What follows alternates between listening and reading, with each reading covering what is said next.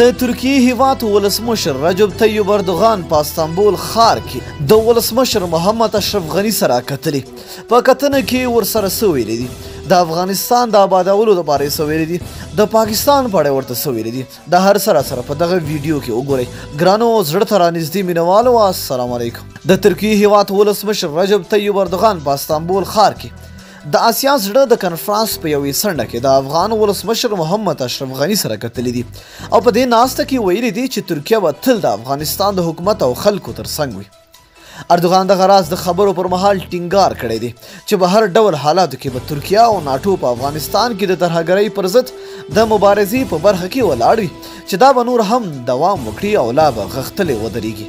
په دغې ناسته کې دواړو لوریو د افغان سولې په پروسې د پاکستان، ترکیې او افغانستان د ولسمشرانو ترمنځ د درې اړخیزې ناستې جوړېدو، په افغانستان کې د ترکیې شرکتونو پانګونې، په هېواد کې د افغانتر ښوونځیو په سمه توګه مدیریت او د ترکیې له لورې په افغانستان کې د ښځو یو معیاري پوهنتون جوړولو په اړه هر اړخیزه بحث او خبرې وشوې. رجب طیب اردوغان هم افغان ولسمشر ته ډاډ ورکړ چې دوی د افغانستان ترڅنګ ولاړ دي چې د افغان امنیتي ځواکونو به په بشپړه توګه ملاتړ وکړي. دغه راز به په یاد هیواد کې لوی لوی شرکتونه او پانګوال په افغانستان کې پانګې اچونې ته وهڅوي څو د دواړو هیوادونو ترمنځ دغه لرې واټن نور هم راکم شي. په دې کتنه کې ولسمشر غني د افغان سولې لپاره جوړ شوی 7 ماده ییز پلان هم د رجب طیب اردوغان سره شریک کړ چې په اړه یې بشپړ معلومات ورکړل او په یاده پروسه کې د ترکیې رول هم وباله.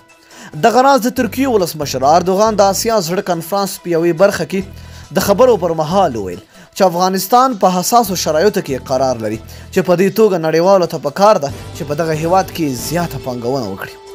اردوغان ویلي دي که چیرې ترکیه او نور نړیوال هیوادونه په افغانستان کې په پراخه توګه پانګونه وکړي نو په دې هیواد کې به د اقتصادي ودې په زیاتېدو سره هم مهاله دایمي سوله راشي.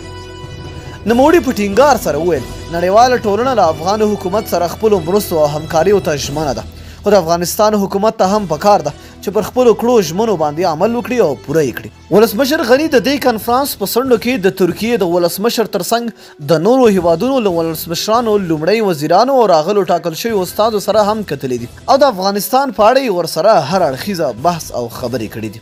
د یادولو ده ولسمشر غني د ترکیې هیواد په کوربتوب په استانبول کې د آسیا زړه جوړ شوی کنفرانس د سیمه ییزو همکارۍ اتصال او د افغانستان لپاره د نړیوالو ښه نیت له کبله ګټور او بریالی وباره.